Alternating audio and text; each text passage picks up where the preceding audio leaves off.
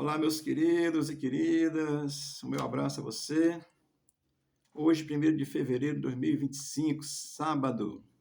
Deus te abençoe. Vamos aqui continuar meditando na palavra de Deus. Nosso texto hoje é Isaías, capítulo 5, versículo 17. Amém? Hoje é um dia solene para o Brasil. Serão aí eleitos os presidentes do Senado, da Câmara e, consequentemente, do Congresso Nacional. Que Deus possa abençoar nossa nação. Que nós possamos acabar com essa política de conchavos. Talvez não seja agora, mas continue orando. Se você crê, continue orando para que o Brasil restabeleça a nossa democracia plena. Amém? Eu creio e estou orando. Vamos aqui meditar na palavra de Deus. Nosso texto é Isaías capítulo 5, versículo 17. Diz assim a palavra do Senhor. Então, os cordeiros pastarão lá como se no seu pasto, e os nômades se nutrirão dos campos dos ricos lá abandonados. O capítulo 17, eu já disse a você que o profeta usa aí como forma de parábolas para mostrar uma realidade do que vai acontecer com o povo de Deus, e a gente pode ver isso numa perspectiva de Judá naquele contexto, como também aí para um tempo futuro. A profecia ela cumpre essas etapas, tá certo? Mas vamos aqui aprender com o texto e tirar deles lições para nós hoje, porque a palavra de Deus é para hoje também e para o futuro. Versículo 17 começa dizendo assim: então os cordeiros pastarão lá como se no seu pasto. Quando a Bíblia fala de cordeiro, ovelhas, está sempre se referindo ao povo de Deus. Amém? Isso é uma conotação fácil de se compreender. É tanto que Jesus é o Cordeiro de Deus que tira o pecado do mundo, tá certo? João, capítulo 1, versículo de 36. Então aqui está que então os cordeiros pastarão lá como se no seu pasto. Olha, o profeta está dizendo e mostrando que Judá passará por dificuldade por causa do seu pecado. Já expliquei isso a você nos vídeos anteriores, tá certo?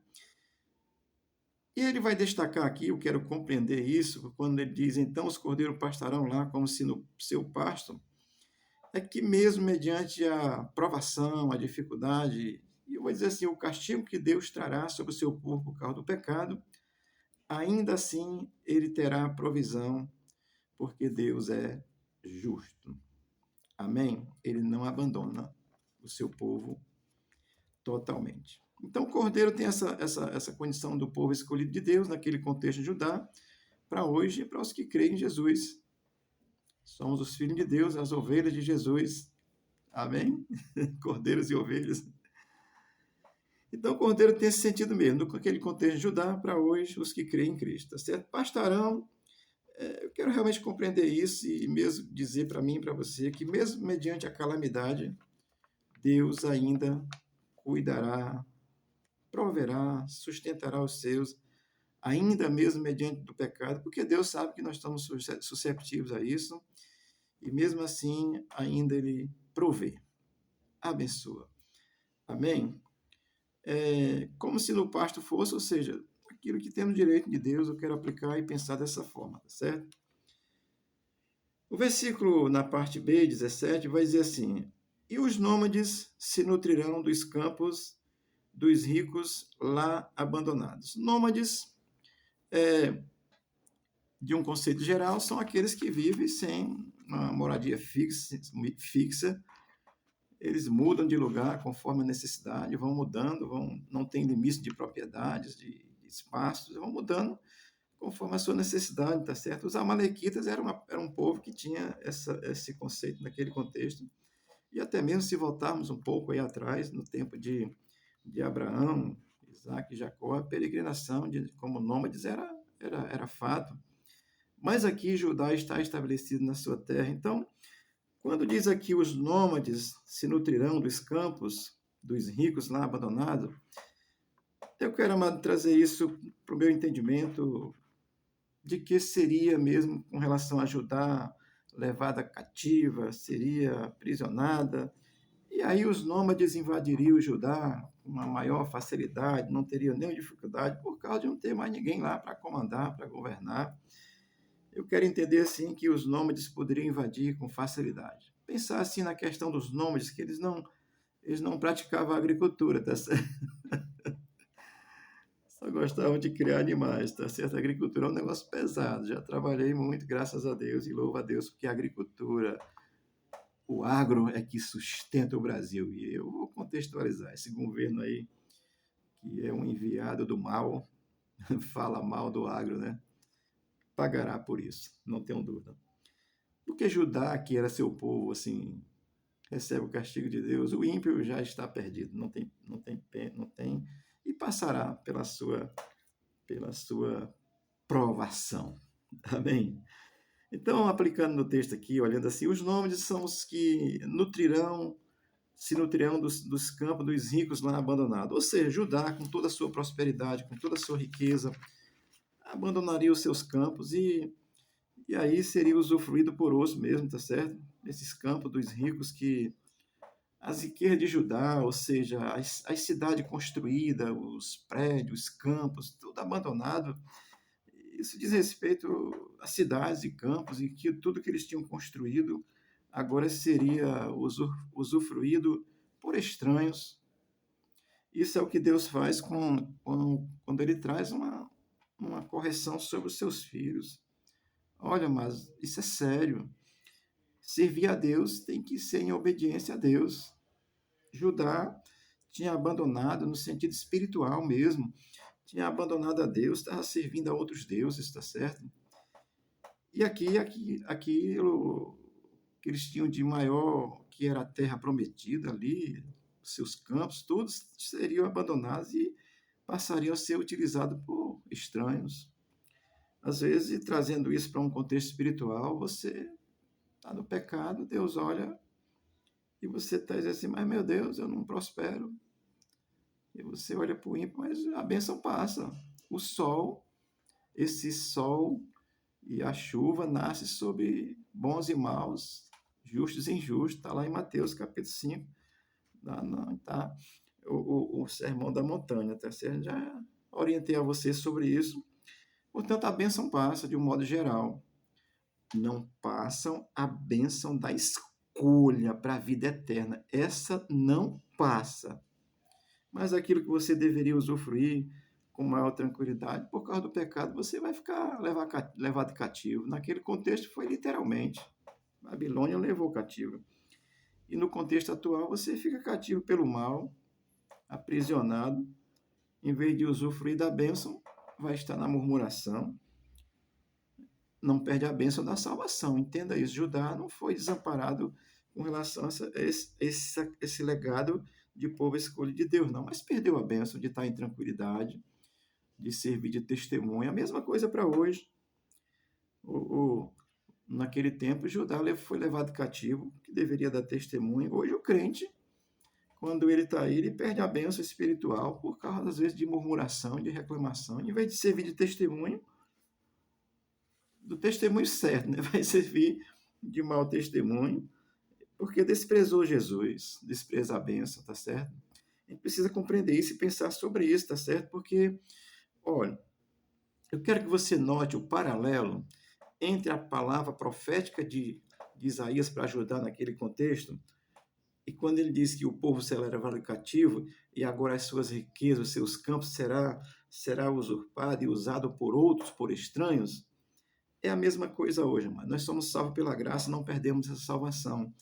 Mas a bênção de que estaria aí talvez reservada para você, para sua casa, uma coisa mesmo grandiosa de Deus, quem sabe, aí você, por conta disso, é o mesmo, entenda, a mesma, faça esse paralelo entre Isaías lá, no capítulo 5, e hoje o que Jesus prega, trazendo a salvação, e a bênção para o seu povo.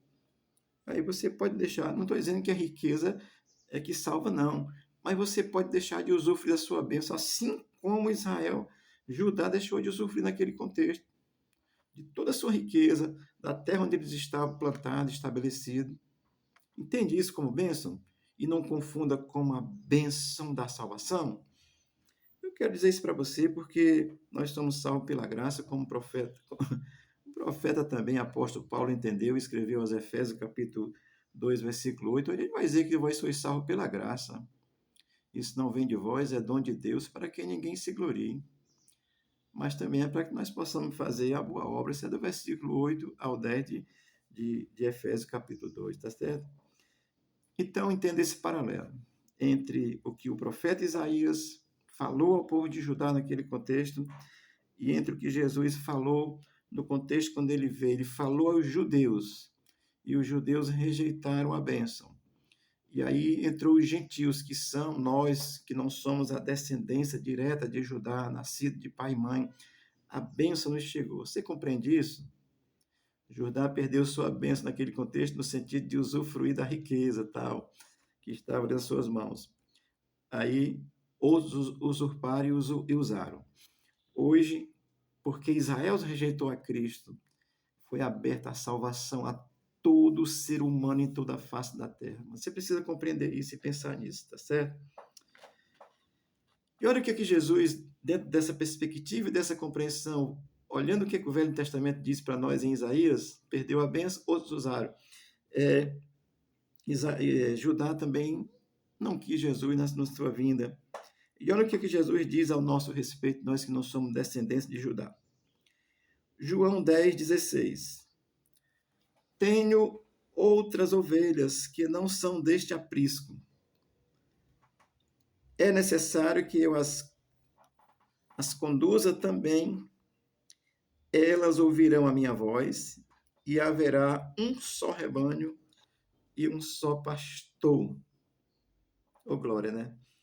Aqui, amados, Jesus abriu a salvação a todo ser humano, não só para Israel. E haverá um só rebanho, um só pastor. Essa é a vontade de Deus. Eu vou dizer para você, porque um só rebanho, um só pastor, agora só vai ser na vinda de Jesus. Mas hoje já é a bênção que Israel rejeitou, é estabelecida para mim e para você por essa fé em Cristo, tá certo? Isso não é religião, isso não é judaísmo, não é cristianismo. É fé em Deus através de Jesus. Que na sua vinda será estabelecido esse reino pleno, um só rebanho, um só pastor, Cristo reinando na terra. Isso vai acontecer. Agora, hoje, entenda isso, meu querido. Você já pode usufruir dessa bênção, porque Judá rejeitou Jesus na primeira vinda. Na segunda não vai rejeitar não, tá certo? E aí nós, a sua igreja que crê nele hoje no tempo da graça, é partícipe desta bênção.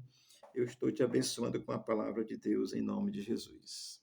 Há sempre um paralelo entre o Velho Testamento, principalmente Isaías, o profeta messiânico, e o Novo Testamento. Jesus é esse pastor das ovelhas que veio chamar. Espero que você entenda, compreenda e atenda o chamado de Cristo e ele possa dizer que tu é a ovelha do seu aprisco. E você possa compreender-se como ovelha do seu aprisco. Amém? Deus te abençoe. O Senhor te ajude e te agracie com a palavra gloriosa de Jesus Cristo. Amém? Fique em paz, tenha um bom dia e vou me lembrar. Deus abençoe a nossa nação hoje.